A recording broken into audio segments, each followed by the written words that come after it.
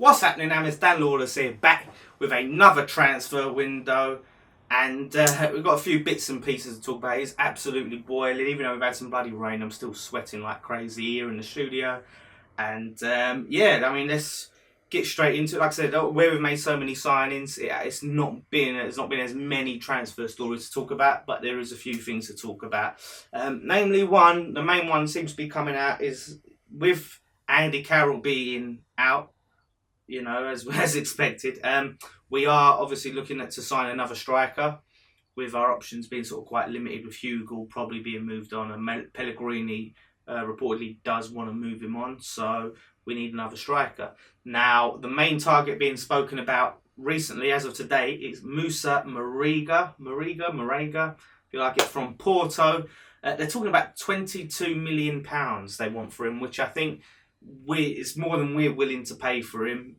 22 goals in 38 appearances for Porto, and he's also on loan at the moment. He's just been on loan for, now I'm going to have to read this, I've written this down on purpose, right, so I could to get it right.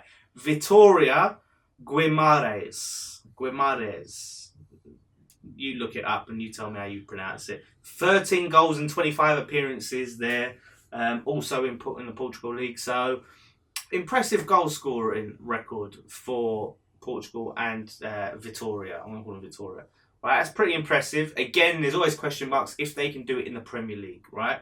Apparently he's good at finishing, aerial duels, long shots, sort of good striker to have on the counter attack. From what I've looked into, like I said, obviously I don't watch the Portuguese league. I know there are some Portuguese hammers and stuff like that. So if you know anything about him, comments below. It's always helpful when fans from other countries come in and give us their thoughts on a player that they watch regularly. Yeah, so, you know, based on that, it's a striker, you know, I'd like us to have a go with him. He's 27 years old, so he's sort of entering his prime now. And yeah, I'd give him a go. 22 million is too steep for me. However, there is talk of doing a swap, sort of a player plus cash deal with Kouyate, right? So say if we give him Kouyate plus 10 mil or something like that. Kouyate and 10 mil, Kouyate and 12 mil. I'd be happy with that. That sounds like a fair enough deal. Now, I do like Kouyate. It's been no secret that the past season or two, he has not been his best. Although in that first season at the new stadium, he did do well at centre-back. I like him at centre-back, but apparently don't want to play there. And he did have, towards the end of last season, he had a couple of man-of-match performances, if you remember. But lack of consistency, something was in his head. And I really would like to see what he could do under Pellegrini, what Pellegrini could get out of him. But it's just one of them ones. With the way the team's going, it's if he has to go, he has to go. And if we can get a striker, obviously we still need to get another defensive midfielder. This is why, personally, I would rather keep Kouyate and sell Obiang, because Obiang to me is just more of a standard central midfielder. You know, he likes to go forward a bit more, whereas Kouyate has more defensive capabilities about him, and obviously can attack. You know, when Kouyate's on form, he's brilliant. He's a brilliant player. Unfortunately, it hasn't happened so much. So I know a lot of fans are giving up on him, but you know, I remember when some of our fans, last season in the Bowling, people were comparing him to Toure. They were saying he was the next Yaya Toure, which was probably getting ahead of themselves. But yeah, it's one of them, you know, whatever happens. But I wouldn't mind that sort of deal then, and give this guy, I mean, 22 million I think is too much to spend. And I can't see us, with what we've spent now, spending that on just one striker from the Portuguese league. I can't see it. And we do, like I said, we do need a defensive midfielder. Next, I want to talk about a story that's sort of cropped up. What is happening with Domingos Quina? He's obviously, Barcelona are interested in signing him. And what Sky have reported today, you know, Sky sources, wherever they get their bloody sources from, it's usually nicked off someone else. What they're reporting is that West Ham apparently are prepared to sell Domingos Quina to Barcelona for £600,000. £600,000. Now, Domingos Quina is supposed to be one of the highest rated youngsters in football. He's really, really highly rated. Even from when we signed him, you know, and to this day, super highly. I mean, if Barcelona want to sign him, that tells you a lot about the player. but he's got 1 year left on his contract, and he hasn't signed a new deal. And the problem is his agent is said to be AD Ward, right? He's with AD Ward's agency, Colossal. I think they're Colossal Management or something like that. But there's the same agent of Reece Oxford and Raheem Sterling. He's also Oxlade-Chamberlain's agent.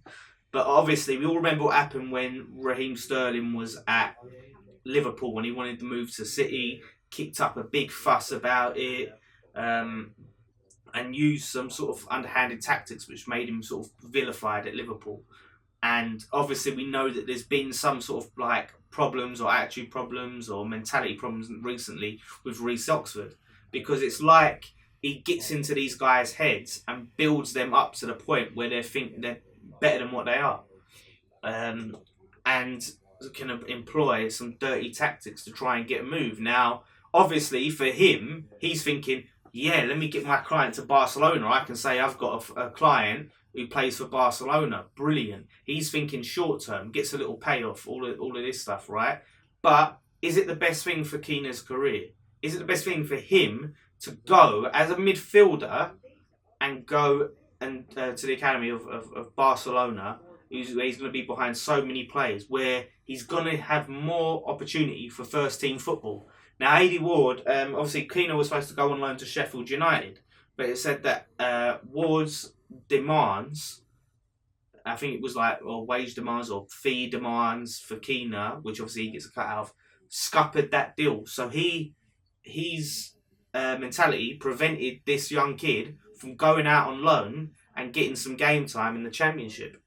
He's being poorly advised. I mean, this geezer is an absolute scumbag. He's a parasite. And this is the problem with agents in football. There are a lot of agents like that are literally there to just, they're in it for themselves, and they want to make every single penny they can for themselves. They're not interested in what's best for the player and the club and things like that, and they'll use dirty tactics to get what they want. And this guy is one of the worst. He's honestly one of the most vilified agents in football. So to me, £600,000 is such a tiny amount. It's a minuscule amount to sell for such a highly rated youngster. And to Barcelona as well, mega rich Barcelona, we're going to sell a highly rated young player to Barcelona for £600,000. Yes, we've got 1 year left of his contract, but still, we sold Reece Burke for $2 million, right? And for Quina, who's been so highly rated, if Barcelona are interested in you, then there's got to be something there. And what annoys me is with a lot of these foreign clubs, and it's kind of where I suppose the way the market goes, but that they'll take the absolute piss out of you when you're trying to sign players for them, and will completely lowball you when they want to buy a player off you, like Obiang Sampdoria offering 8.5 million, which is a joke for Obiang. If we was buying like Obiang, which is the form he's demonstrated at West Ham, we'd be paying more than double that if we're buying him in. So yeah, I think it's a joke, and we know Barcelona have got money. If we want to sell him, at least like 10 million or something. Like I said on Twitter, 20 million, which is probably too much to expect. But why can't we overcharge for our players? Like, we overspend, we overbuy, which is a lot of Premier League clubs do now. That's where it goes. But whenever West Ham sell players, we seem to undersell. We seem to overbuy and undersell. So I'd love to see us at least get something decent out of the deal. Finally, I want to talk about some positive news after all of that. Is Javier Hernandez is back in training. There's pictures posted, and according to ex-employee, he wants to stay at West Ham and be a part of what's happening here and what's happening next season, which is great news for us. He's someone who had a very good goals to minutes ratio last season. As much as a lot of people sort of think that he didn't do too well. I mean, you got to think. I think he was poorly managed. To be honest with you, he didn't get a bit with under Bilic and Moyes. He was quite poorly managed, and we didn't play to his strengths. But he's still a fantastic finisher, and there's no one better. Like when he's in that box and you put the ball to his feet, will stick it in the back of the net. And we sort of utilised him as Bilic put him out wide. Moyes had him as a target man, lumping long balls up to him. And really, just let him stick him up front, put the ball in the box, and he'll score goals. And the prospect of him and Anderson, right, with some of them passes and through balls that Anderson was playing, him with Hernandez in the box and Anderson playing them balls, it's a very exciting prospect. Now there's going to be a selection headache, obviously, because Arnautovic is going. If you're playing one up top, it's got to be Arnautovic. His movement, his work rate, his hold up play, everything. You're going to stick with Arnautovic. But if we can get Hernandez in there, I think we will score goals.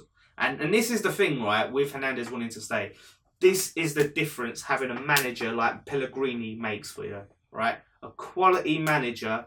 Players want to play for someone like that. A manager that plays attractive, positive football. A manager that has won things, right? Players want to play for managers like that. Do you think Hernandez would want to stay if we had David Moyes? If we had David Moyes as our manager, there's no chance Hernandez would have stayed. There's no chance a lot of the calibre of players that we have signed, like Yarmolenko and Anderson, would have signed. Jack Wilshere wouldn't have signed. Like, as much as he does love West Ham, he wants to play for a good manager. He wants to play with a manager that wants to play attacking football. That's where he thrives. We can't, having David Moyes who plays like negative football. A lot of top players don't want to play that, and that's how it is. So, I'm loving Pellegrini at the moment. He's saying the right things. We looked very good at. It is a pre-season game, but it's more about the style of football that we played against Villa. If we can start doing that in the league next season, it's going to be a very enjoyable season. So leave your comments below. Don't forget to subscribe. Check out all our videos. There are going to be videos. There should be videos after the Ipswich game, fan cams, all of that stuff. All if if no disaster happens. So check out all of that. And one thing left to say: come on, you Irons.